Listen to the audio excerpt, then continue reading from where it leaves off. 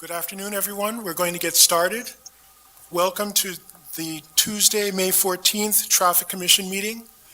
It is a public meeting, so I just want to remind people that when you come to the podium to speak, to identify yourself and the block in which you live, or if you don't live within the city of Lancaster, just the approximate location of where you live. Today, we're doing something a little bit differently after the core of the Traffic Commission, which is we're going to be introducing and having a brief presentation about the RPP, the residential permit parking, from our consultants remotely, and then be able to have some public comment in that regard, as well as after that from 5 to 6 o'clock, hopefully have an open house that we'll talk a little bit about how to gather more information of your interests, your challenges, your concerns about the work to be done. Happily, we have a relatively short, I've just jinxed it, I know, a relatively short agenda for today, but we're going to go forward, and Cindy is going to try to keep me on track and on schedule so that we can get the next part started at around 4:30. So the first item of business is the minutes of the previous meeting, the March 24th meeting minutes. I would like to make a motion to approve last meeting's minutes. Seconded. There's been a motion and a second. Is there any further comment about those? Any additions or subtractions? If not, all in favor? Aye. Aye. Any opposed? The motion carries. The minutes have carried. Old business. The first item of old business is considering the request of Robert Wilson regarding the addition of RPP in the 100 block of South Ann Street. It had been tabled for further study. If you'd like to say a few words, you may. And I will say that hopefully a lot of it will be addressed in the presentation and the open house afterwards.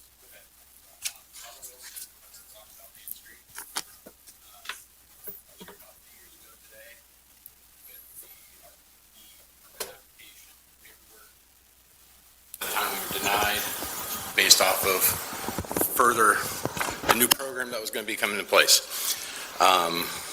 Clearly, we're not there yet, but I'm really looking forward to the presentation and learning more about where this is going. So I believe we probably left this at a consideration of either us being able to, on a 100 block of South Ann, to be able to get permits for the permitted areas that are adjacent to us. Because as the current program, the way it works is it's great if you're in the program. It's probably fine if you're away from the program. But when you're on the border of the program, it all comes to us. We have to deal with the daily challenges where we see empty spaces all around us, either at Garden Court or in East End Ave, where there's ample parking. But we cannot park there due to multiple reasons there, from a permitting standpoint or it's private property. Yet those same people can park in our area, which they do because it's right next to where they're at, so we suffer from that. Again, it's a story you've heard before, and I was hoping that we would get resolution to either allow us to get into that system or that the system be removed completely so it's a fair system across the board within the city. So I'm hoping that you stay, and I'm sure that you'll stay to be able I will stay. to share exactly some of those comments as well in the comment period and in the open house part. We are, as you'll see, I think we're doing a rather aggressive program, an aggressive schedule to try to get a solution, and being able to not further exacerbate the problem will be part of getting the best solution. I think you've stated it very, very well, the nature of some of the problems. When you're in, you have a higher level of ability. When you're out and far away, it doesn't affect you quite so much, but when you're right up adjacent, it becomes quite a problem. We need to understand best with the consultants what that problem is. We had left it that we were going to be looking at this and hopefully get it incorporated as part of the data input for the RPP. The month of May is where we're collecting a lot of this data. But I will turn it to the commission to see if there's any other comments or insight that anyone wants to share.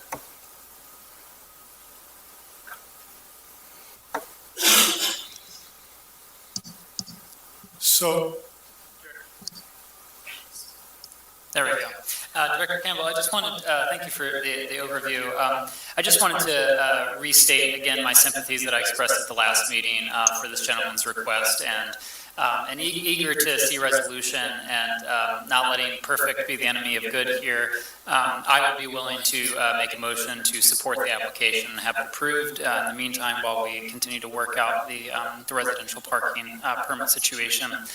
With that said, I'm just curious if you could just elaborate a little bit more on what the timeline is going forward beyond the open house, and sorry if I missed that information previously.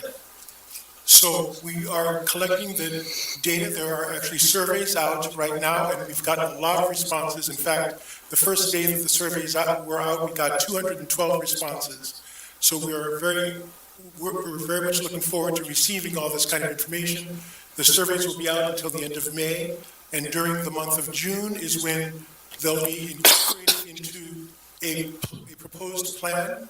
Part of what you see in today's presentation is a description of some of the work and research that's been done to date and the nature of the challenge in front of us all. But the goal is that we would have a solution that we can be talking about in July or no later than August, so that we have something that can be implemented before the end of the year, ideally sometime this fall. So it is a very aggressive schedule, obviously compared to the last 3 years. And I know that people are very anxious. I fear, and I may be wrong, that if we make an exception at this particular moment while we're still collecting the data, that we'll be inundated with the requests for the change before we can make the genuine change. So I do ask for patience, both on part of the commission as well as in the part of the public, and please to be actively participating in the data gathering and the commentary, critical and non-critical, so that we have the best information. The consultants that we're working with are experts in this field. They've done this a lot of times in a lot of different areas, and I think you'll be pleased with what you see, and I know that does not alleviate the frustration of not being able to park right now. Yeah, I appreciate that, and I do look forward to that, and I hope that addresses a lot of the situation. My fear is that I'm here a year from now again, and we're still having to go through this process. Now, maybe that won't be the case, but heretofore, that has been the case, and I'm concerned that this is going to take a while to get implemented, because I understand how these things go, and my fear is this in itself will also drag on. And I'm hoping that some of your questions, you can be asking some of those kinds of questions as well about the nature of implementation. I think that what we've heard from the consultants is that there are there's low-hanging fruit and ways of implementing it very, very quickly, once there's clarity about what the solution is. And that's what we're hoping to get within the next 1 to 2 months. And Mr. Campbell, if I may, one other question. Has data collection concluded, or do we know when data collection will conclude? So we're still collecting data. The surveys are still open till the end of May. So we're still collecting, and tonight's session is part of that data collection. And we will have another open house, a virtual open house on Thursday evening to collect more information, but the data can continue to be collected until the end of May. In the meantime, the consultants are on the streets doing some of the consultants are out and about collecting. They may not be on the street, but they're collecting data from the maps, from GIS information, and doing the other site assessment work that's necessary to better understand the nature of the challenge. I see. So they're not conducting on-the-ground inventories of cars parked on certain blocks in the coming months. That's correct. We have provided that partly through the LPA as well as through our own information and our own data. Okay. And they're doing comparative studies with other cities that have similar types of challenges. Part of that we presented at 4:30, and hopefully I know people are anxious and have lots of fears and uncertainties. This is a very, very aggressive schedule that we are paying to make sure happens on a tight schedule. And I'm more than certain that we will get it done. This is a financial as well as a time and a commitment, not only on my part, but on the mayor's part as well.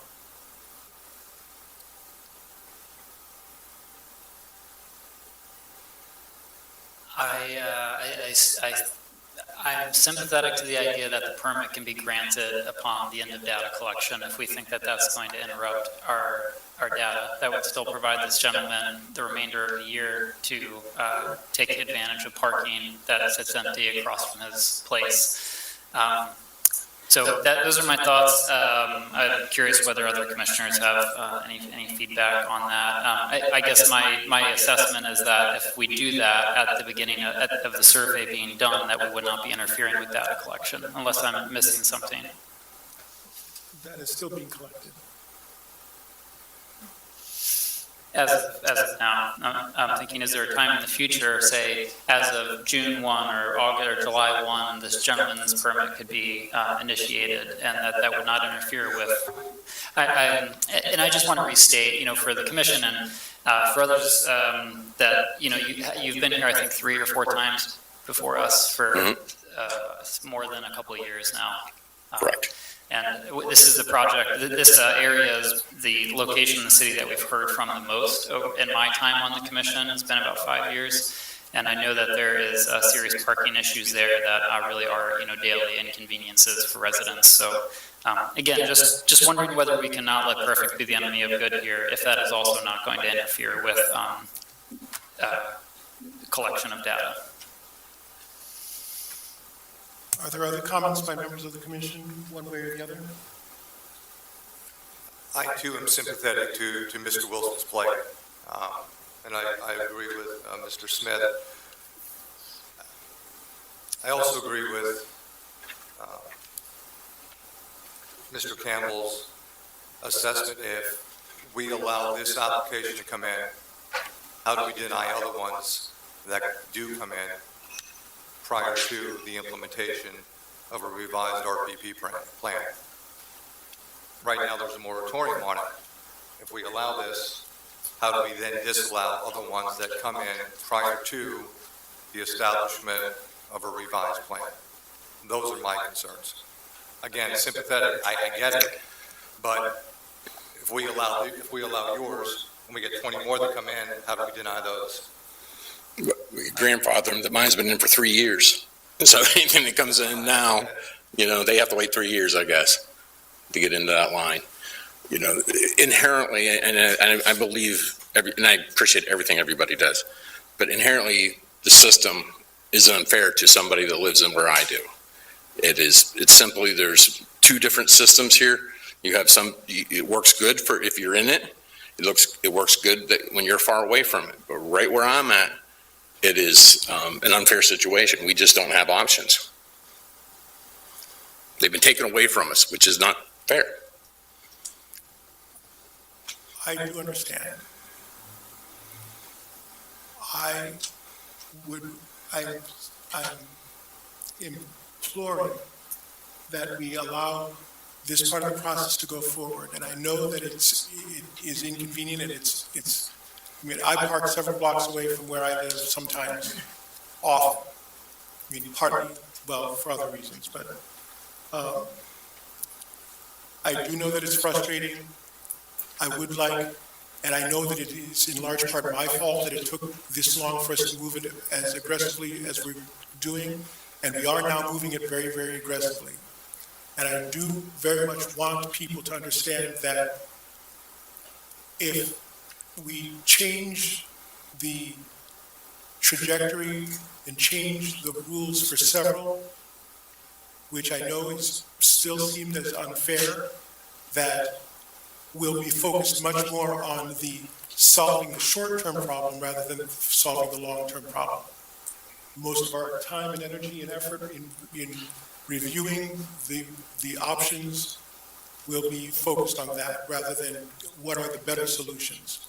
And I think one of the better solutions may be something that creates a much more equitable situation all the way across the board for all in a much quicker option, a much quicker time frame. Are there other comments or questions or suggestions from the commission? So Doug, knowing what you've just heard, are you still making your motion to give Mr. Wilson his leave? Suppose we do need to conclude this matter and move on to the next item of business. I will make a motion that we approve the request starting on the conclusion of the survey that's currently up for this block to have permanent parking. And I'll just add some context there. I do think that the line that we can use to distinguish here is that this gentleman's been before us for a couple of years or 3 years now with this request. New applications that are submitted, we can continue to hold the line on not approving them. But in this case, I think that it's in fairness to Mr. Wilson. I'm going to second. So there's been a motion and a second. Is there further discussion? The one thing I would say is that he's not the only one who has come before us several times. So I do believe that it is a different kind of a challenge. Are there other comments? I would just note that I think by granting this, we're creating the additional pressure on the adjacent streets as well. This block is adjacent to Garden Court. So there's residents that would get access to permits that are only on one side of the street, and that's part of the issue, I think, with the RPP around Garden Court is that there are less houses than parking that is available. So it creates a whole side of the street that the residents, get that unfair advantage of that excess parking, which you're noting is happening all around you. Yeah, I understand But that. I think that would make the situation even worse. So are there any more comments from the commission? I'm loath to make this a much longer period, which postpones us being able to get into the RPP at 4:30, but are there comments from the public? Hearing none. All in favor of the motion? Aye. Okay. All opposed? Aye. Aye. The motion does not carry. Thank you, but I do please hope that you stay and contribute and ask the telling questions, the very important questions, and push the envelope as far as you can. I really do appreciate that. For sure. I appreciate you listening to me, and I'll help in any way possible. So, Okay. thank you. Thank you very much. The next item under old business is considering the request of Emily Wilson to add a stop sign at East End Avenue and South Franklin Streets. Is Ms. Wilson here? Is there an update on this property? Yes, Ben Hogan is going to provide an update from the study that we did related to this. Good afternoon. Ben Hogan, engineer for Public Works. We did a traffic study at this intersection based off of Ms. Wilson's request. We did AM and PM turning movement counts, observations, and reviewed the crash data for the intersection. We found that this is rather unconventional intersection. It's a four-way intersection, 3 public streets and 1 common alley, and one of those approaches, the eastbound approach, is free-flowing. Everything else is posted for a stop.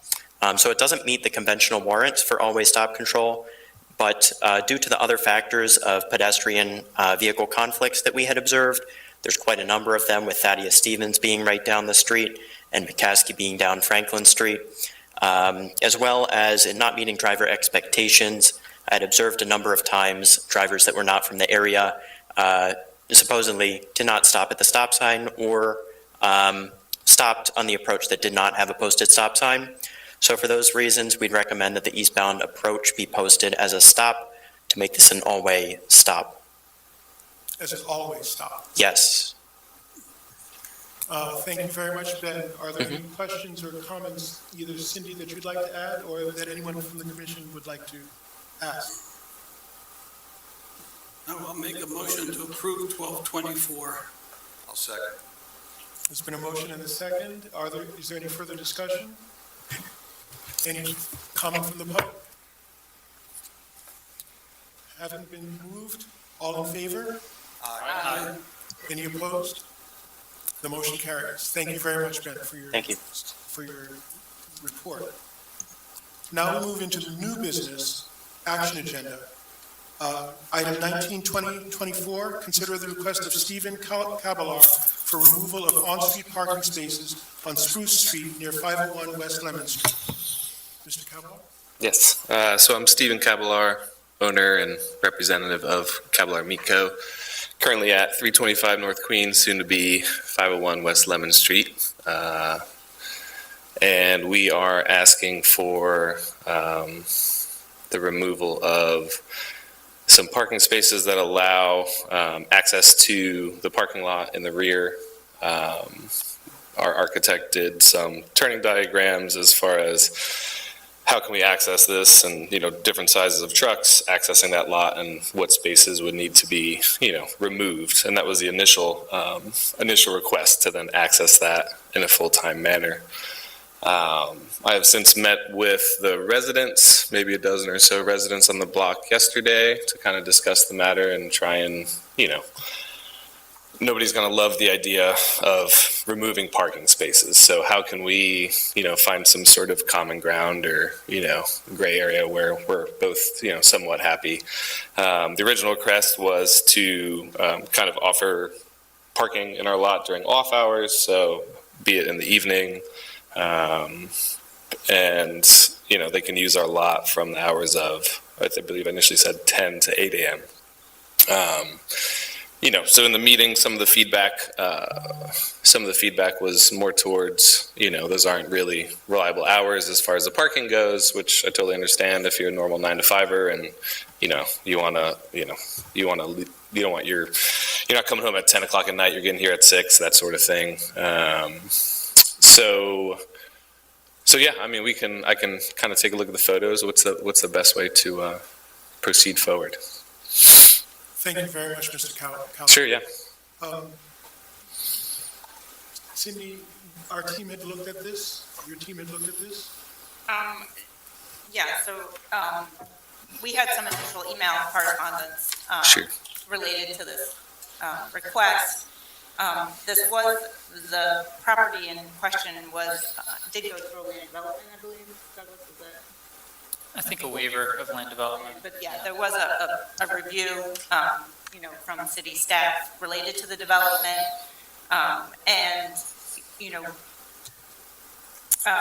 We made modifications to the driveway, and that was complied with by the engineer and the property owner at that time during that process.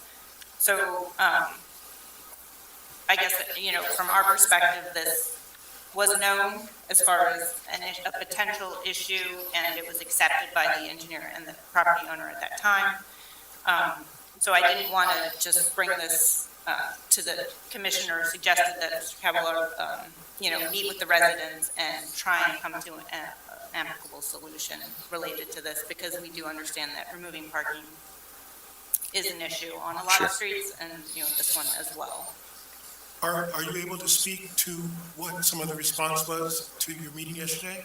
Yeah, for sure. And I know there's some representatives in the crowd as well that I'm sure, But yeah, so what we started talking about was, how can we accommodate everybody's needs and try and, collaboratively work together. So originally we had said, let's delete the spots so we can just kind of always have access to the parking lot. The main concerns being our food truck, which is active. In the parking lot, there's clean water access, gray water removal, power, things like that. So we can access that in the lot. It's just a large truck. We've done an event with Hush Money, who's already there in the past, and we barely got out of there with a, inch on either side crawling. So it's just tough to access that lot. And then if my truck can't, the trash trucks and the grease trucks, the things that'll be located in that parking lot are the main concern. After talking to the residents, there's a few things we'd like to modify. Some of it being saying, okay, we need to remove those spaces, but what if they were temporarily, unavailable, like, or if it's no parking between certain hours, instead of just saying, okay, these spots are gone entirely.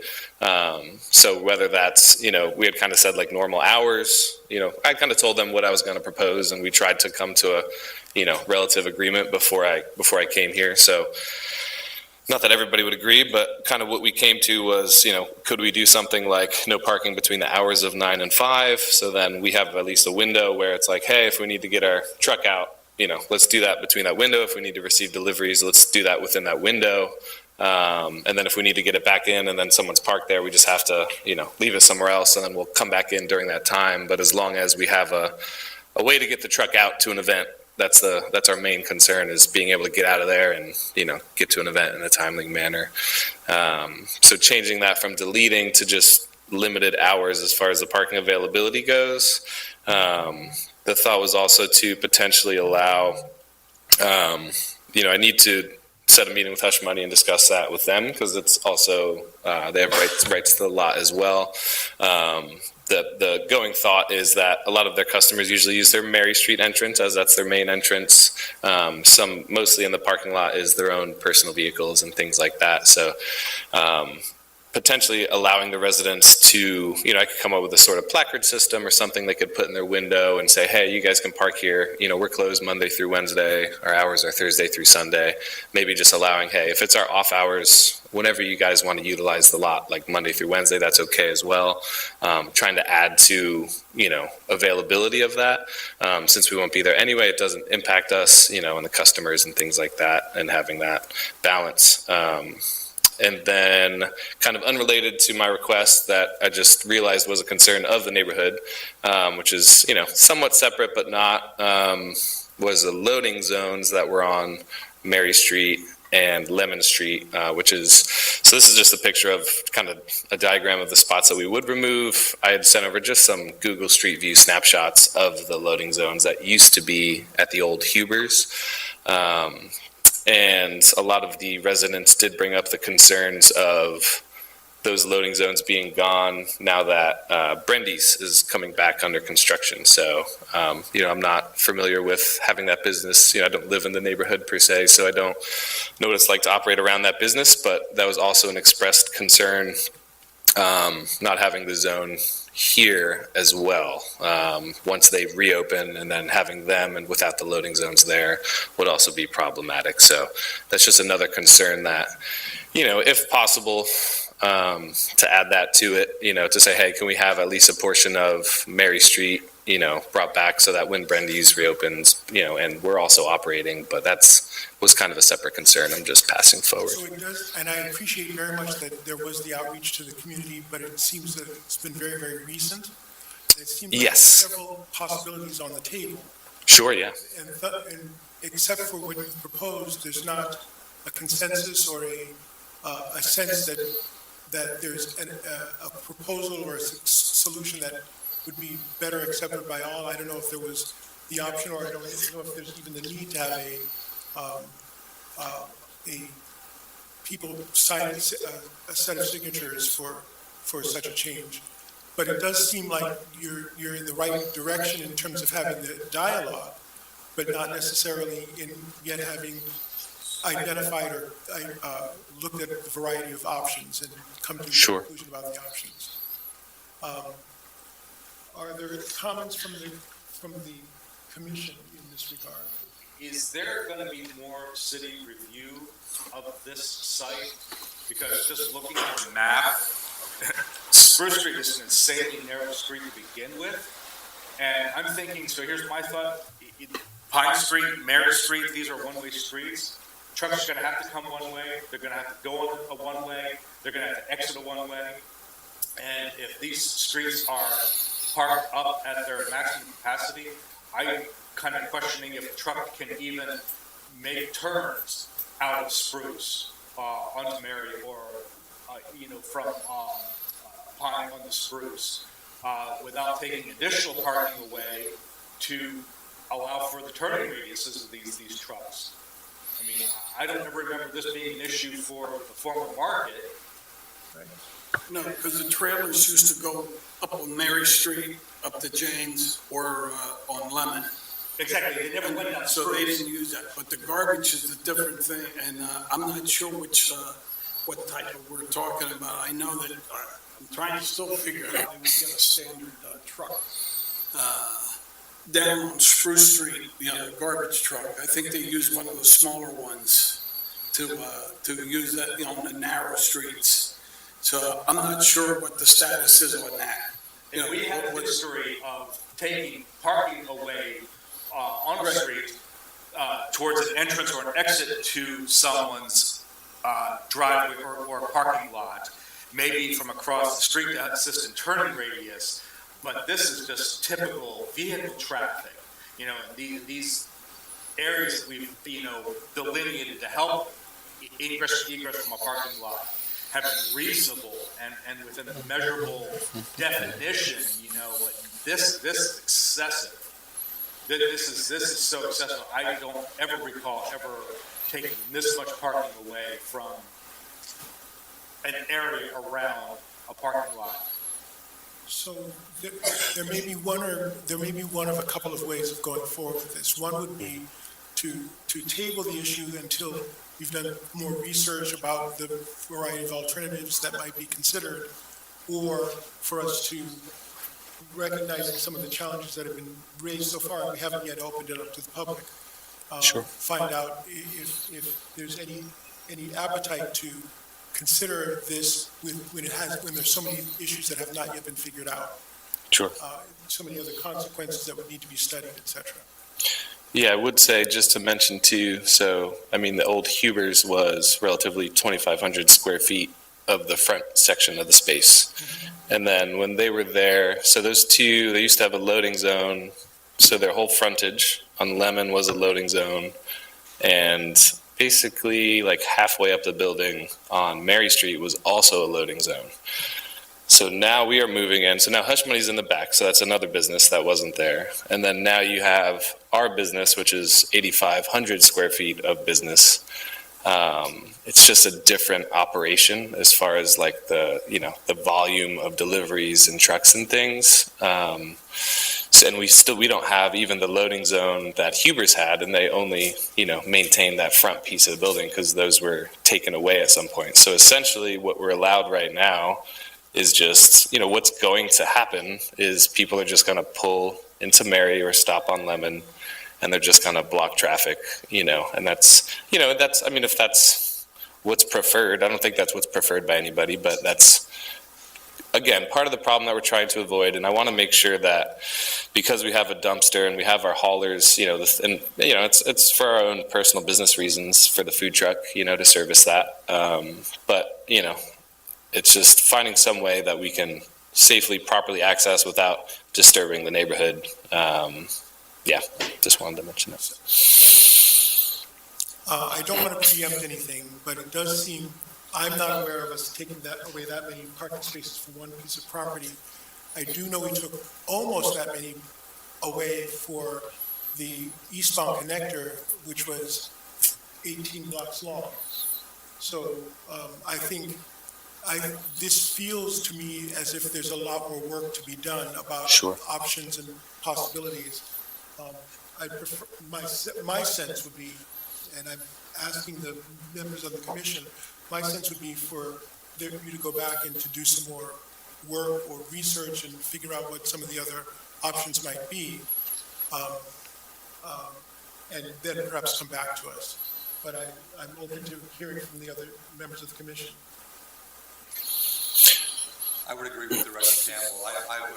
I would encourage you to have further conversations, good, legitimate, in-depth conversations with your neighbors.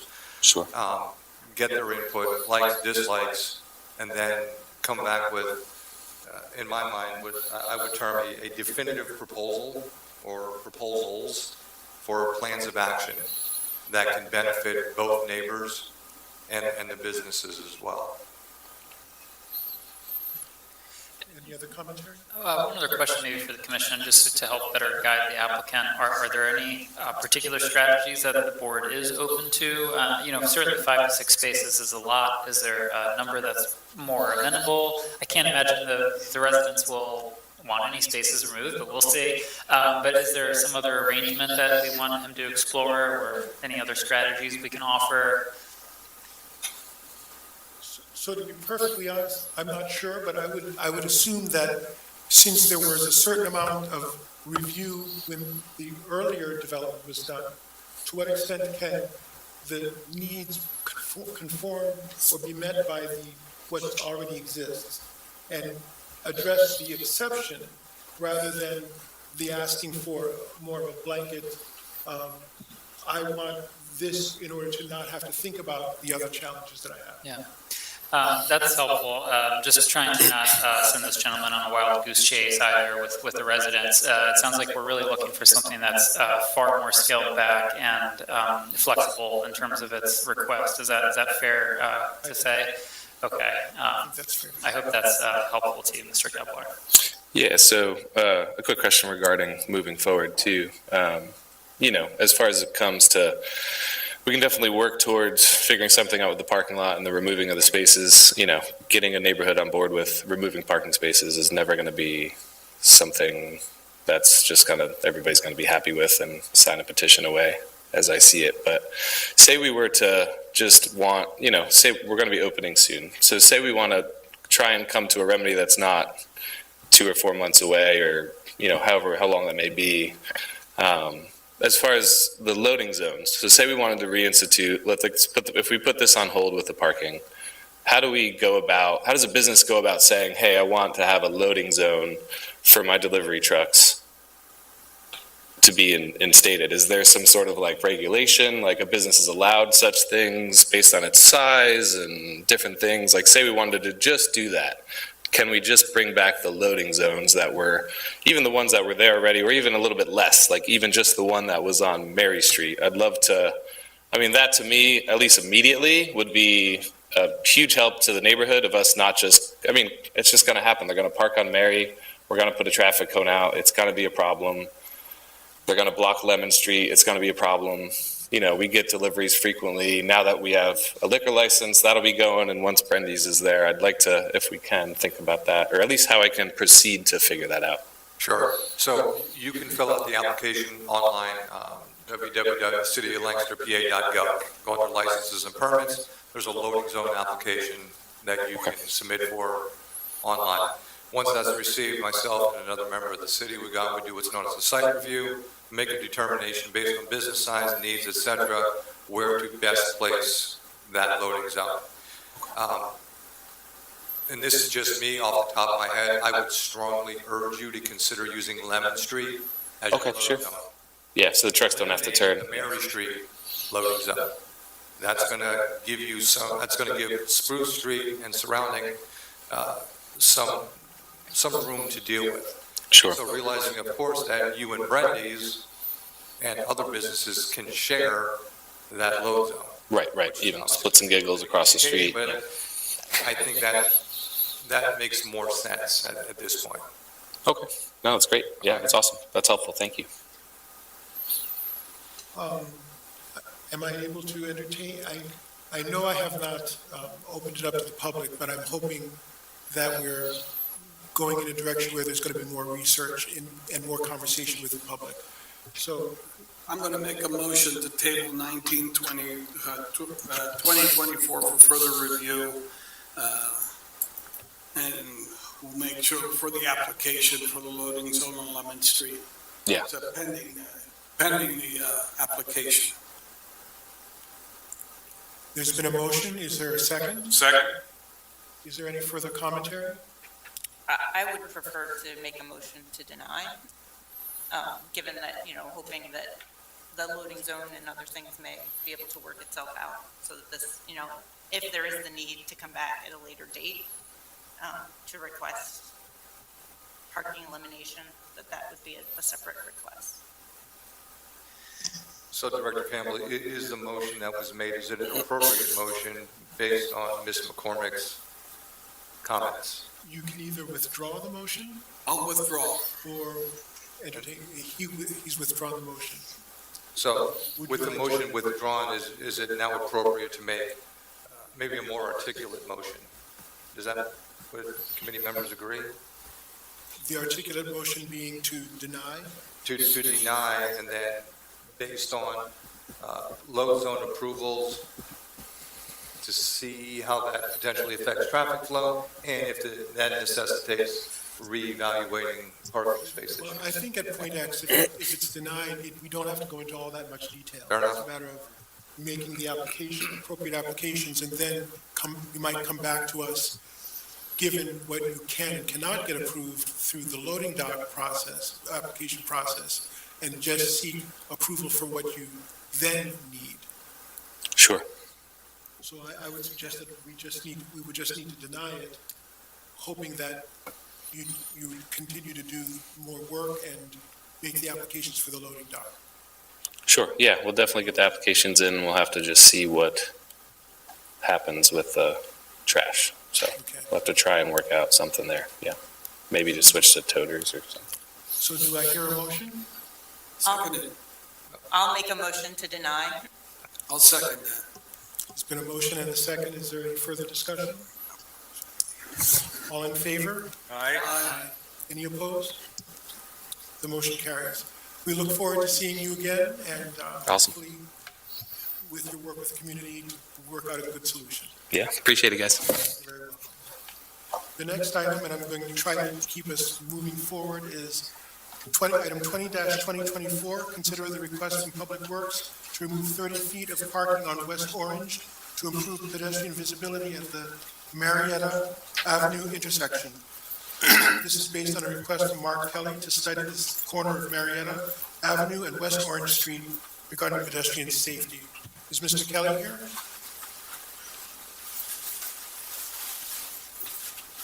Ben Hogan, again, evaluated this from Public Works. That's the, Ben, thank you. Hi. We evaluated this intersection for pedestrian visibility. The concern of the resident that was submitted is that vehicles with the angle of Marietta Avenue as it intersects with Orange, they maintain a fairly high speed coming around the corner there, much more than if it were a traditional 90-degree street. And pedestrians that are in the crosswalk can be obstructed by the parked cars that are parked up to the corner of Marietta on Orange. So right now, we have about an 18-foot parking restriction on Orange Street on the approach to Marietta. We evaluated the sight distance at the intersection and found that to reach the conventional standard of being able to see a pedestrian within 155 feet would require that we restrict an additional 32 feet of parking to make a total of 50 feet restricted on the approach to Marietta Avenue. We also want to couple that with daylighting, such as the pavement markings and bollards that you see there, and additional signage improvements to warn drivers of pedestrian conflicts. So the action we are looking for is restriction of that additional 32 feet of on-street parking. This area is part of the Vision Zero high entry network, is it not? I believe Orange Street is on the high entry network. And this then is consistent with the precepts and the standards that we're establishing for Vision Zero, correct? Yes. Are there any questions or comments from the commission? I just have one curiosity, and I'm going to get up here, excuse me for a second. Is it possible that the bollards can also come out on this corner there? Because one of the things I'm kind of looking at is people are going to cut that corner hard, and when they cut the corner harder because of the placement of the white posts, it could get them closer to the other corner. So I thought if the bollards were on the opposite side too, that would be visible to them as an indicator or a marker as well, and that would kind of funnel them in. It wouldn't have such a wide gap. It let's kind of just close it up a little bit so when they come around the corner, they're not still picking up speed because of the open section. So where the piano keys would be, there would be, posts there too to help. I think that's a good point. We could consider that. We have to check truck turning movements from Orange on to Marietta and just make sure that could work. But if so, I think it would be good to have those posts on both sides of the street. Because that is a very long crosswalk there. It is. Anything we can do on both sides to shrink that and protect the pedestrians on either side would be a benefit. I agree. We can certainly look into that. Mr. Hogan, I do have one other question here about possible change to the design. I'm wondering if, I don't know how to describe this without drawing this, but taking that corner that Mr. Evans was referring to and actually bringing the bollards further west to create a sharper turning movement that may not warrant the elimination of parking spaces. And the only reason I bring that up is because that barber shop on the corner there is pretty active, and they were provided variance by the zoning hearing board for 6 required parking spaces. And I know that that is an area where parking is tight. And those 2 parking spaces are often used by clients of the barber shop and surrounding neighborhoods. So I'm just wondering if there's a solution here that we can get to that may not require the elimination of those spaces. We could consider that. My only concern is that if we were to bump it out further, that would push them closer to the curb line on the opposite side of the street. What we're trying to avoid, because that's also legal parking on the opposite side of Marietta. I believe there's, I think there may be one legal spot there, but there's a driveway apron right at the intersection there as well. So depending on how that works, we could look at doing that and see what the difference would be in the parking restriction. I'm not sure exactly how many feet of parking that could gain us.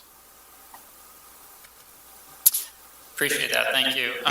I'd say if there is an opportunity to even preserve one of those parking spaces, I would be supportive of considering some alternatives to the design. I know we're just for the sake of time, we need to keep moving forward.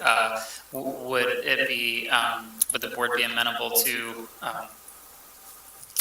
sorry, let me just remind myself what we're looking at here, I guess, tabling this and coming back with additional information to see if a revised design is suitable? Then it could maybe preserve one more parking space. Any comments from the board? Cindy, any concern with tabling?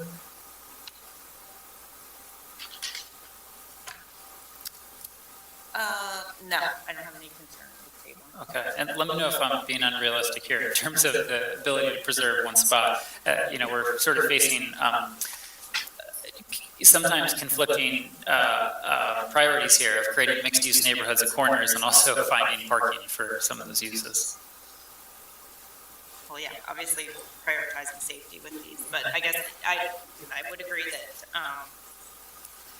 maybe trying to make it more angled, maybe something more like Queen and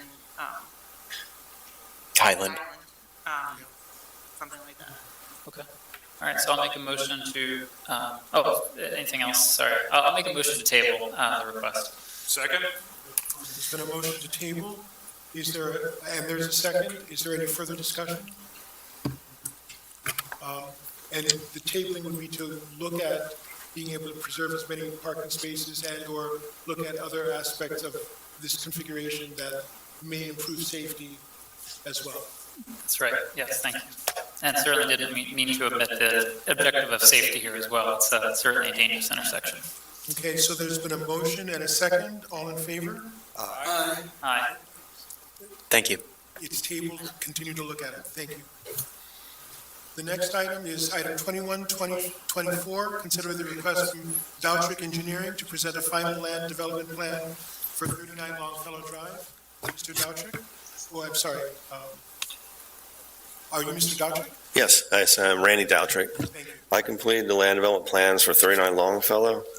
We're proposing a 12-space parking lot that will support the proposed apartment building. The driveway will exit out on the Longfellow.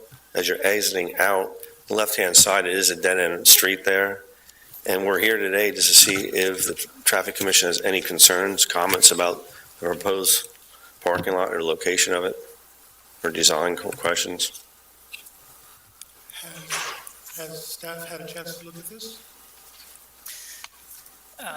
Mr. Campbell, Director Campbell, this is a land development plan that's under review. We're still working through some comments. From the planning perspective, I don't have any opposition to the approval of the driveway. I would just ask that we make it conditional to land development and any changes that are required by staff or other ordinances in that venue. Ms. McCormick, anything to add? No. So that's to say then that it's currently under review and it will be continued to be reviewed by your staff and by DPW staff. That's right. Yes. And in that process, you will be getting more feedback as well. That's right. If the commission is okay with punting to staff and the planning commission to complete the review, I think the location of the driveway and the general design we've arrived at is amenable. There just may be some finer details to sort out. I don't have the plan in front of me, but certainly we'll be looking at, grades and safety and ADA accessibility. Okay. Is there any further comment from the commission? So I'll make a motion that we approve the request conditioned on planning commission approval. And that would include our staff review and recommendations in that as well. There's been a motion. Is there a second? Second. Is there any further discussion? Is there any discussion from the public? Hearing none. All in favor? Aye. All opposed? Appreciate it. Thank you. Gratitude. Thank you very much. The last action agenda item is item 22-2024. Consider the request from Public Works to install proposed improvements at the Queen Street and Farnham Street intersection, including flashing beacons and curb extensions to improve pedestrian safety, adding green infrastructure, and relocating, consolidating 2 bus stops. Is this a Ben production? No, that's I am going to take this one. Okay. So Mindy just pulled up a plan, and I know this is really probably not easy to read, but the Department of Public Works applied for and obtained automated red light enforcement grant to make pedestrian improvements at the intersection of Queen and Farnham Street. This intersection was highlighted based on a traffic commission request as far as needing pedestrian improvements. The Queen Street is the street that's horizontal across this page, and then Farnham is the vertical street on this page as shown. This area is a high pedestrian area as far as there's Carter McRae School is located here. There's Lancaster Housing has a couple facilities on the east side of Farnham Street, further up the hill, and then there's also the grocery store that generates a lot of pedestrian traffic. There's also an early education center located close to this intersection, so it was important to provide pedestrian improvements here. So this project includes adding flashing beacons. If you want to just go to that other detail quick, Mindy, these are beacons that you're seeing us install more and more throughout the city. The latest installation was at Walnut and Shippen Street, related to a pedestrian crossing there. But there's also they're also located along Walnut and Christian, Lemon and Christian, so various other Liberty and Christian. There's other locations throughout the city, which it's just basically these signs with the flashing beacons underneath to alert motorists when pedestrians are crossing. So these would be added to the intersection. There's going to be some improved lighting to make sure that, at nighttime pedestrians are visible. And then it also includes some green infrastructure. So it includes some curb bump outs. Most of the green infrastructure is going to be underground, and that it will be primarily infiltration. But there will be curb bump outs associated with this. And then we are also relocating and consolidating 2 bus stops. Well, there was 1 bus stop on Queen Street and then 1 on Farnham. We'll be consolidating them to 1 bus stop on Queen Street. So this is showing Queen Street looking north. So the bus stop would be on the northeast corner. And this will create sort of a longer bus stop area. It's going to remove 2 parking spaces related to this, but again, we are consolidating the bus stop that's currently on Farnham. It's in that general area of that tan car right now, and then there's also a bus stop south of the intersection in front of the Teen Haven building as well. So we'll be taking away those 2 and adding the bus stop on the northeast corner. Yeah, there's a bus stop there near the telephone pole as well on the left side. So, this project is slated to go to construction later this year to improve the pedestrian safety. Are there any other questions or more to be presented at the commission level? Great improvements. Are there comments from the public on this item?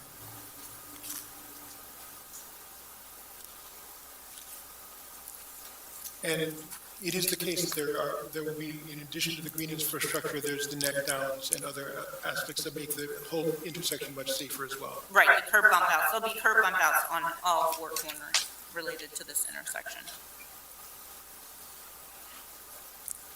If there's no other comment, do I hear a motion? I would like to make a motion to accept 22-2024 as presented by Ms. McCormick. There's been a motion. Is there a second? Seconded. Motion and a second. Is there further comment? Hearing none. All in favor? Aye. Aye. All opposed? That motion carries. Thank you very much.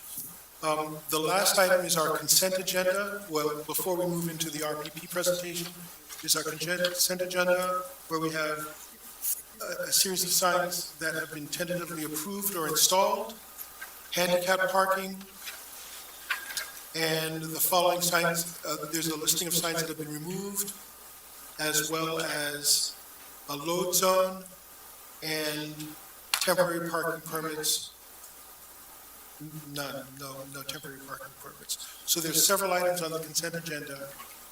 Do I ever hear a motion? Director Campbell, I would like to make a motion to accept consent agenda items 22, 2024, 23, 2024, as well as 24, 2024 as presented. There's a motion to accept. Seconded. Then seconded. Any discussion? All in favor? Aye. Aye. Any opposed? Thank you very, very much. We miraculously got done ahead of time so that we can spend most of the time talking about RPP. Emma, am I handing it to you or? Okay. So Emma Hamm is one of our traffic managers in DPW.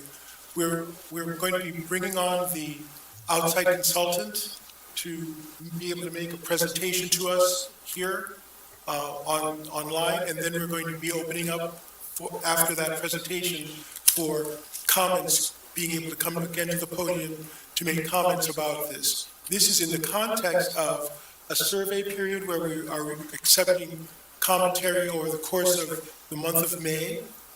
And I believe that the comment period ends on May 30th or 31st.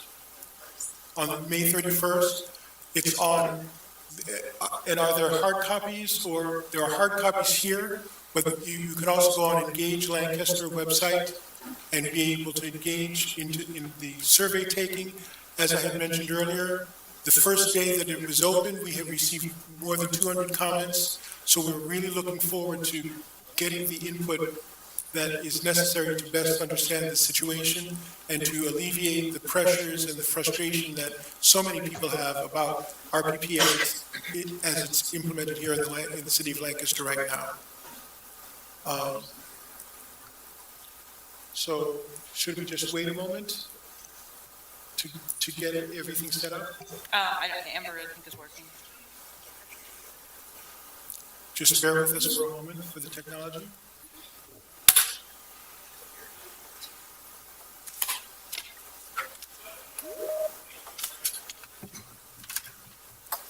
This is in the heading of additional business, so it is still within the context of the traffic commission meeting. I do.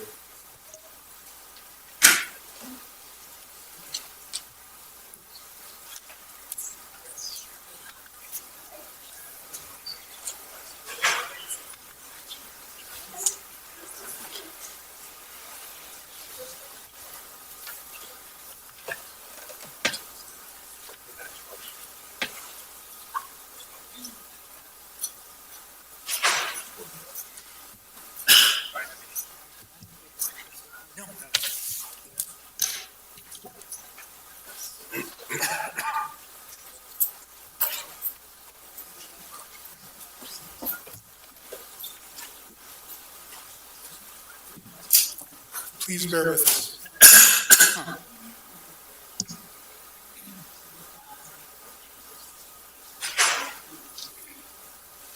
Here they're joining us.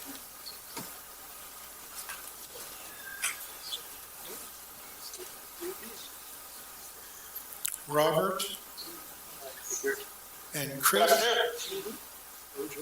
Can you hear us well? Fairly well, yes. We've kept ourselves to the appropriate time frame.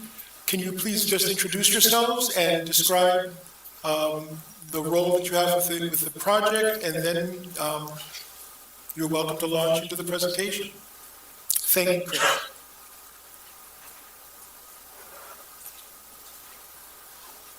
Sorry, that was not as clear as I would have liked, so if you could repeat that again, I'd appreciate it. Please introduce yourselves and the role that you play with the project. Perfect.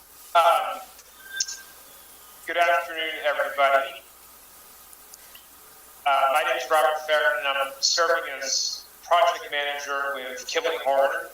We're a consulting firm that's been hired by the city to conduct an RPP study for the city, and we'll go into more detail about the study here in a minute. I'll share my screen and go through a couple of slides.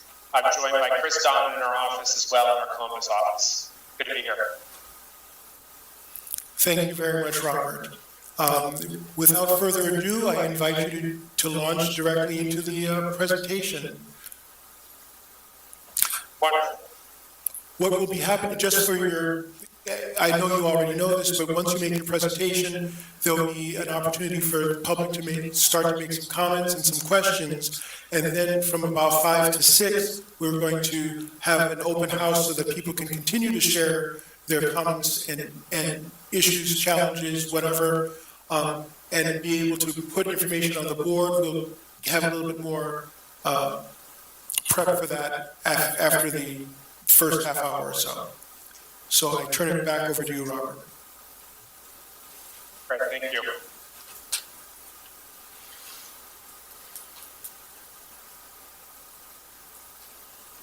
Okay, can everyone see my screen? Yes, we can. Okay, perfect. I'm going to turn off my camera. Do we need the lights? This way. Do we need the lights to come down? See the side of my face, so I'll turn off my camera for this. Thank you again for the time. We want to go over a couple items related to the RPP study, talk about the project purpose, our schedule, and give a brief overview of our program assessment to date, as well as our industry best practice review, and then discuss upcoming activities, some of which were mentioned just now. So the purpose of this project and our role as Kimley Horn in working with the city is to look at efficiently utilizing predominantly residential on-street parking areas, particularly for neighborhood residents. So how do we efficiently and effectively utilize these streets for parking? However, how do we balance neighborhood and resident parking needs with that of business owners, contractors, and certainly visitors? So how do we prioritize resident parking, but also make sure that there again is available space for other users? And really to sum it up, we're comprehensively evaluating our RPP program to identify potential improvements in the program. Where we are in the schedule, we kicked off our study process in March of this year, and we delivered a detailed program assessment and industry best practice memos to the city. We're currently in the stakeholder engagement phase. We launched a survey last week, and I'll have some stats on that at the end, but in collaboration with the city, utilizing the Engage Lancaster platform, we have a survey out there for the public.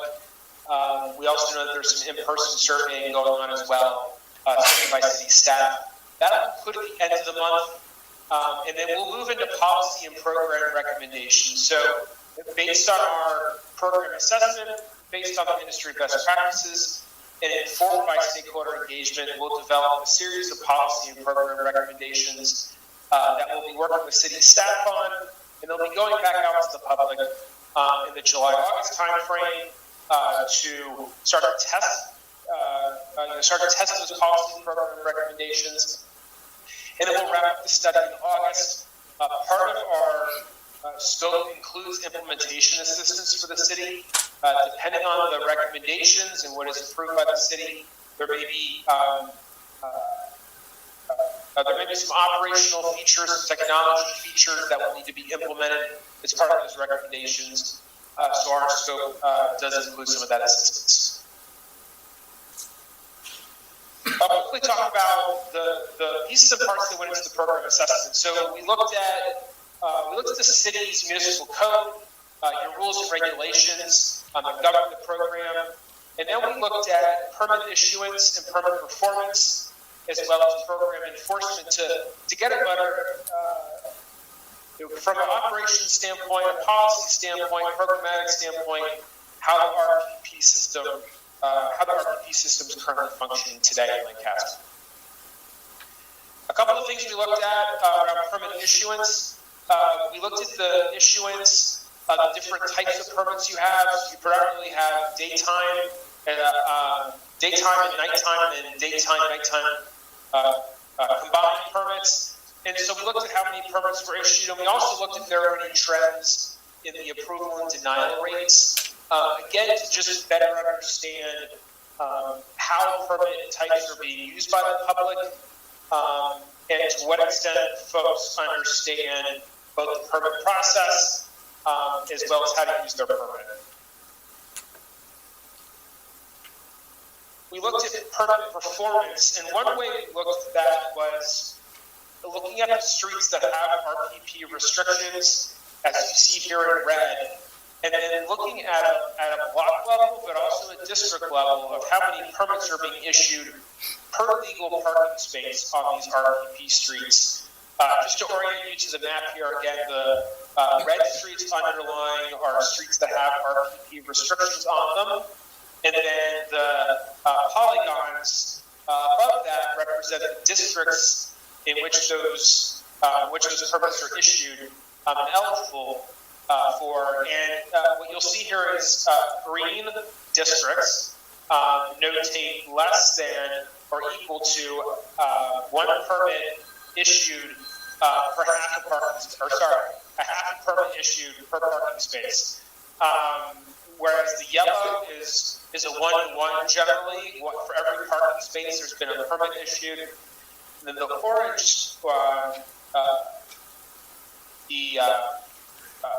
orange districts, there's been an oversell essentially. There's been more than one permit issued per parking space.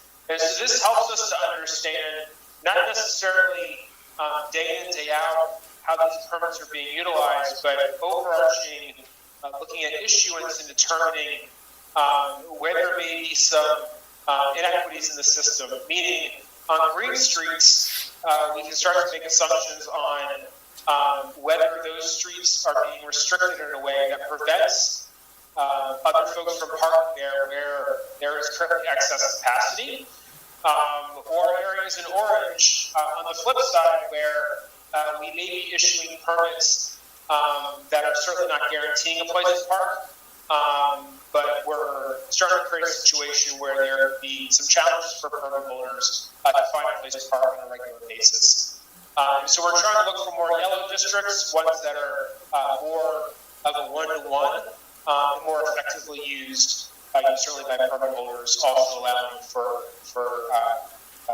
visitors and contractors to also certainly use those spaces.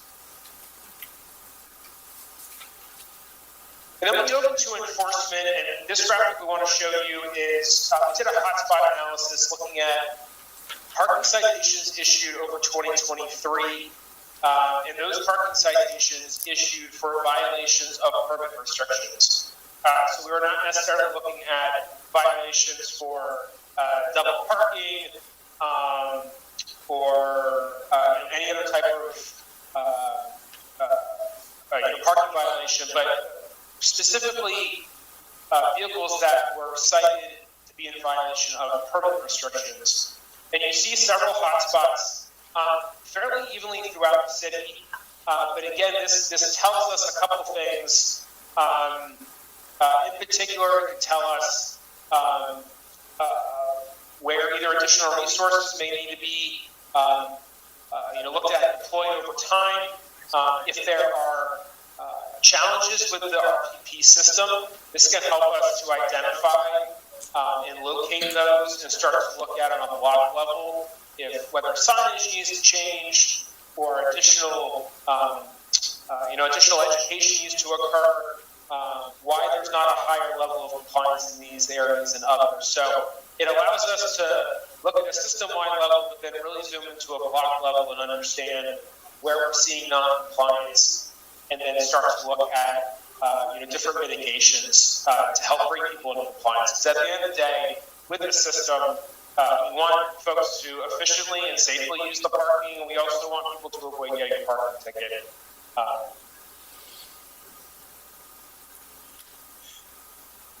We looked at some industry best practices, and I'm just going to give you a brief overview of what we looked at and where we looked at programs. And so we saw some industry best practices from Albany, New York, Austin, Texas, as well as Hoboken, New Jersey. And we saw these, we saw these cities for a couple of reasons, whether they had some progressive nature to their RPP programs, the type of city, and kind of how they're laid out. This street view could very well be from, certainly Lancaster, and this is from Albany, New York. So in particular, Albany and Hoboken have similar characteristics from historic, kind of older cities, lack of off-street parking, residents need to rely on the on-street parking. And within those programs, they have over time implemented several RPP reforms. Austin, Texas, a much larger city, but has sought and certainly implemented many progressive RPP reforms. So we wanted to look at kind of the different, different ways in which these cities, oversee their RPP programs and start to understand, are there certain policy and program recommendations that we can pull from those cities as we look at Lancaster specifically. The different program components that we reviewed, and this is essentially our table of contents for what our recommendations will be based on, is several different aspects of their programs. We looked at how they designate streets, whether it's a petition process, whether studies involved in allocating space for RPP streets, who can be eligible for permits, how they issue permits, whether they issue them virtually or physically, whether they issue them on a rotating calendar or once a year, what exemptions they provide under the RPP program. We know that even the best programs have exemptions.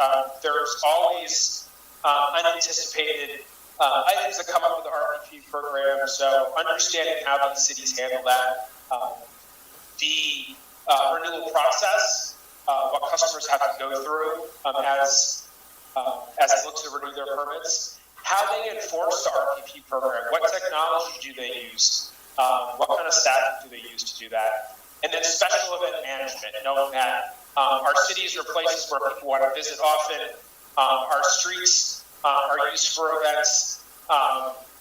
Those events can create parking demands that are not necessarily typical on a day-to-day basis. So what, if any, do these RPP programs look to accommodate those, those types of special events?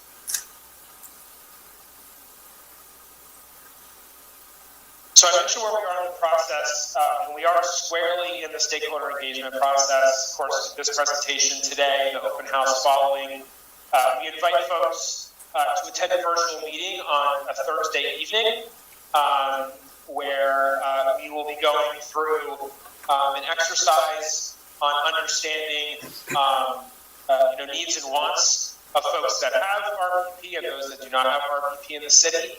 and we have some prompting questions that we'll go over here in a minute. And then the survey is open, as was mentioned. I just checked the website just before I logged on here. We're up to about 415 responses, which I would say is quite amazing. It definitely, I would say, reflects certainly how important parking is to the city and how important the parking permit program is to both permit holders and non-permit holders. So right now, about 70% of respondents are permit holders, and 30% have identified as non-permit holders. And so we want to hear feedback from both groups to understand how the program is working and potentially how the program is impacting, especially those streets that currently do not have, currently do not have permit parking. And lastly, and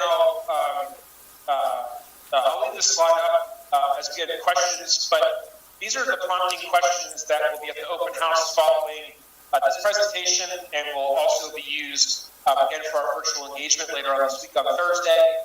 But we want to start to better understand, in addition to the survey responses, understanding where parking works well in Lancaster and why, where parking improvements need to take place and why. From a permit holder perspective, what are some things that folks like about the current program? What are some things, that's, again, things that could be improved as well. And we're hearing that from the survey responses. We asked very detailed questions around folks understanding the program, what they like, and again, some things that certainly, could be changed over time. And then lastly, we want to think a little more broadly about what transportation investments attendees would like to see occur that could improve their daily parking and transportation experience. And we do have a set of transportation-related questions as part of the survey as well. So we're really trying to understand, of course, parking behaviors and parking habits and parking challenges related to RPP, as well as broader transportation habits. So with that, I can continue to share my screen. So you have these prompting questions. I can also refer back to other slides if anyone has any questions. That's the end of the formal presentation, and I'd be happy to entertain any feedback the Survey Commission has. Thank you. Thank you very much, Robert. Again, this is framing that much of this afternoon, from 5 to 6 or so, will be the open house where you will be able to, and I'm assuming that there's the drawings over here are for that open house, so that you can make comments and indicate what your concerns are, pluses, minuses, etc.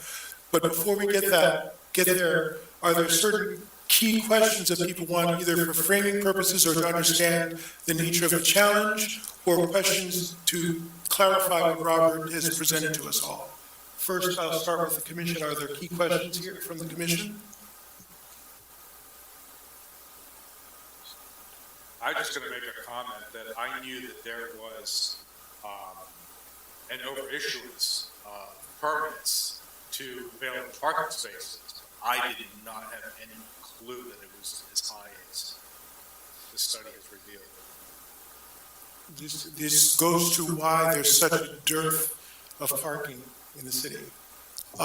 We can, if there are no further comments or questions from the commission, we can open it up to the public.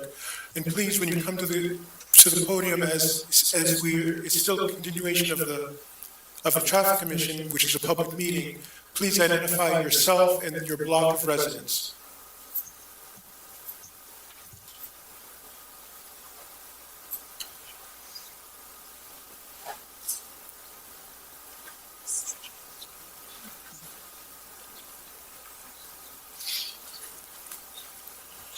Adriana Atencio, 100 block of East Ross Street. Is abolishing RPP on the table? We are open to whatever seems to make a lot of sense. I think part of it goes to what we hear, not only from the public, but also the key recommendations.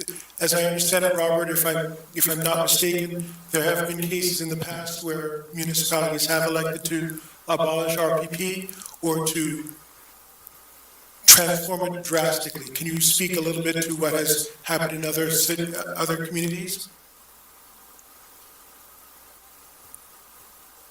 Director, was sorry, was that question directed to me? Yes, please. Sorry, I apologize. It's a little broken. I'll repeat myself, Robert.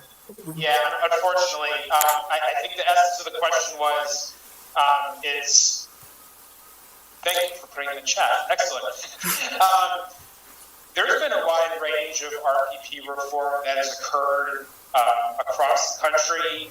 I do not have any specific examples of cities that have abolished RPP.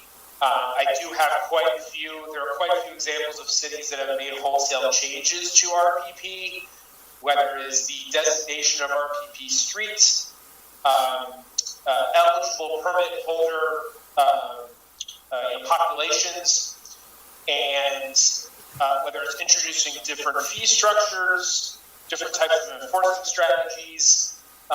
We've seen that trend occur because our cities are thriving, our downtowns are thriving across the country. We're seeing more mixed-use development. We're seeing more activity occurring outside of a typical 9 to 5 business day. And we're seeing new demands for the curb and new demands for parking. And therefore, legacy RPP programs that were set up at a time when maybe parking challenges were a little more straightforward have needed to evolve in an effort to respond to that demand. That's a long-winded way of summarizing that, but I have to look back and see if the city's just carte blanche abolished RPP. And in most cases, at least in all cases, I understand it to be, they have looked at modifying the program. Can you give an example of one of the more drastic transformations that was entertained? Robert? Could you repeat that again? Can you give an example of a city where they made a drastic change to RPP, and what was the nature of that change? Sure, thank you. Recently, in probably the past couple of years, the city of Columbus, Ohio, moved from a petition-driven process to designate RPP streets to a engineering study kind of framework to establish RPP streets, meaning moved away from 75 or 80% of the block signed a petition in the affirmative to set up RPP to more of a planning process and an intake process where the neighborhood works with the city and vice versa to determine what the parking challenges are, and then identify what the right parking solution would be, one of which could be RPP. So that program and modifying it dramatically actually increased the amount of RPP because it filled in a lot of gaps that were created by a petition-driven process. Kind of think about looking at the map and then overlaying kind of a patchwork of restrictions. And so that program looked to streamline restrictions and start to fill in gaps. It also introduced permit limits per household and also introduced progressive pricing on the fee at which permits were sold for. That is one example. Another example is in Seattle, Washington, where they have, through pricing, looked at better managing how permits are issued, meaning if RPP prices are artificially low, say $25 a year, then you're not necessarily applying the true value of that parking space, applying it to the permit fee. So Seattle has looked at more of a market value of what these permits would cost. And because of that, I've started to retract some of the RPP zones because folks have realized actually we don't quite need the RPP program as much as we thought we did. if you start to apply more of a market value to that. Portland, Oregon has also done that as well. Thank you very much. I want to keep it open to other questions. Can I just ask one more thing? Would it be possible to amend the survey to put a question? Would you be interested as a citizen in seeing RPP be abolished? Thanks. The question was, is it possible to amend the survey to add a question, even though we're in the middle of the survey process, that asks if we'd be amenable to abolishing it entirely? Robert? So we can look at amending the survey. I would be a little hesitant just because we're halfway through the engagement process and we've received such a large volume of responses. So I'm not sure that response we'd be able to compare to other responses. I would encourage folks. There are a couple open-ended questions that folks can certainly add that information, but I can certainly certainly work with city staff following this meeting and see if it makes sense to either amend the survey now or when we go back out into the community and kind of phase 2 engagement, certainly looking at incorporating that question. Very good. Thank you very much, Robert. Mayor? Hi, good afternoon. Thank you to the Traffic Commission for pushing this work forward. It has been a long time coming. Just a couple of things. One is we have an overabundance of cars to parking spaces in the city in totality, and I think it would be helpful in terms of context setting. While those orange areas are showing the oversubscription, I think just in general, an understanding that we have more multi-unit rental properties in our neighborhoods that are having more than one car that's assigned to them. And so when we look at those neighborhoods and the complexity of the neighborhoods and trying to understand what's happening with parking, I think we just have to have an understanding that there's more cars than there are parking spaces available on the street, is number one. Number two is when we did a deep dive on this prior to the COVID pandemic and had a small working group, of which I'm looking at two of the members on the Traffic Commission that were working on this, as well as some of the residents in the city representing the SOE neighborhood as well as the Southeast. There was also really a history lesson for RPP and how it was originally came to be around more. It was supposed to be centered around not just residential, but where residential and commercial abut. And we've gotten away from that over the decades, and there is more specific residential parking, and I believe it's a misnomer to call this residential permit parking in the same way, because it was not intended just to be for residential areas. It was intended to be where there was conflict between residential and commercial purposes. And we can see with the spreading of the residential permit parking to areas that are strictly residential, we've gotten away from the purpose, the original purpose and intention. And so I would like to see Traffic Commission really weigh in on understanding what the purpose is of this program and understanding its impacts. And then lastly is once these permits have been issued, they never die. And so there needs to be a process for removing residential parking permits in neighborhoods that have evolved and changed, where perhaps there aren't the commercial uses. But right now, as long as residents come in with a petition with a number of signatures that are required, a block can become a residential parking permitted block. And what I heard specifically from the Southeast, as I recall, was that that was done by a neighbor without an understanding that it was also going to cost residents annually to pay for those permits, and really making sure that the public education and engagement around any additions or deletions is well managed, which I trust that it will be. Thank you. Thank you, Mayor. Are there other questions or comments that people would like to make? Mr. Wilson? Yeah, Robert Wilson, 100 block of South Ann Street.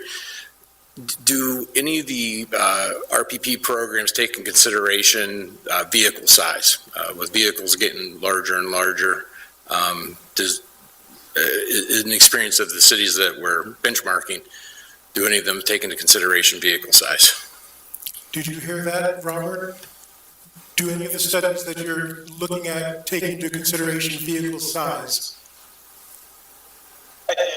So most cities have a weight limit or a certain classification for commercial vehicle as opposed to all other vehicles, and typically an RPP program would not issue permits to those type of vehicles. I don't necessarily think that gets at the question you're asking. Vehicles are getting larger, but if they are quote unquote kind of passenger vehicles, personal vehicles, those would typically be eligible for RPP under,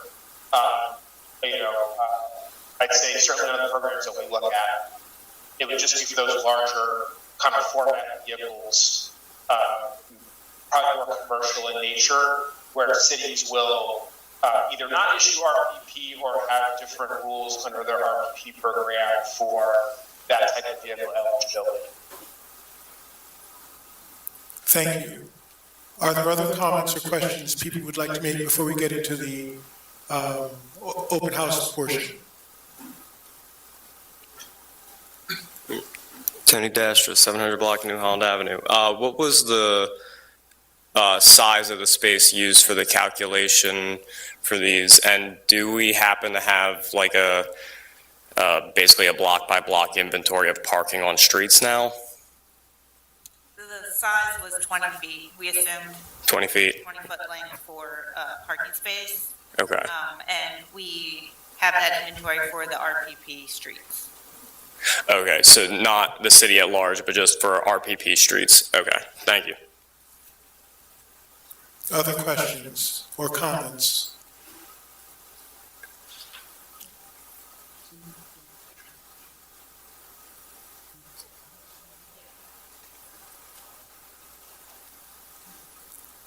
If there are no other questions, we'd like to be able to conclude the traffic commission portion of the meeting and open the open house, which means being able to go over to the boards. Emma, will you be at the boards? Yep. And is there any guidance that you'd like people to have before we close the meeting? Nope, just come on over and we can talk, and we have places for notes, places to look at maps, make notes. I have paper copies of the survey here. I have the QR code so people can take the survey online.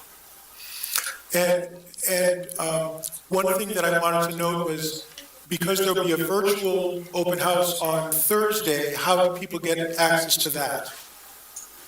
So there's also a QR code for that. You do need to register for the virtual meeting, and then the link to the meeting is sent to your email address. So register through this code, and then the link is sent to you. So if people didn't hear it, that means you can register for the meeting, for the virtual open house on Thursday, and that's when it'll be kind of a facilitated question and answer or exercises, so that you can be exposed to or challenged with some of the issues that we have related to, or that you might bring up related to RPP. If there are no other questions, I would like to thank very much the... If I may, Yes, please. Mr. Campbell, my question would be, for the residents that don't speak the language and that have property in our city, which we do have many that speak more obviously Spanish, how would they be available, how would it be available for them to also listen in if it's going to be in English? So we have an interpreter who will be available on that meeting. We have an interpreter here tonight as well. So we're going to record it in both English and Spanish. The survey is also in English and Spanish. We also have door knockers that are going out in English and Spanish as well. So just for those who could not necessarily hear that answer, there are interpreters not only here this evening, but there will be an interpreter on the open house, on the digital open house on Thursday. The materials have been translated into English and Spanish, and the door knockers and any materials that have been created are also in English and Spanish. Thank you, Mr. Campbell. With that, I want to thank the consultants for coming and making this part of the presentation. As you can tell, we're still in earlier phases in community engagement, but this is an aggressive process, so we do encourage you to make as many comments, negative, positive, indifferent as practical, especially to address the concerns that you have and the concerns that we need to have. Some of them may relate to implementation, some of them may need to access, to process, etc. But please, we need as much information as possible. So far, we've got a great response, and it's only been out for 1 week. To have more than 400 responses, we're looking forward to getting a banner number of responses with this process. Is there anything else that you'd like to add, Cindy? No, I'd just like to make a motion to So moved. adjourn the meeting. There's been a motion to adjourn and a second. All in favor? Aye. Aye. Thank you very much. Please.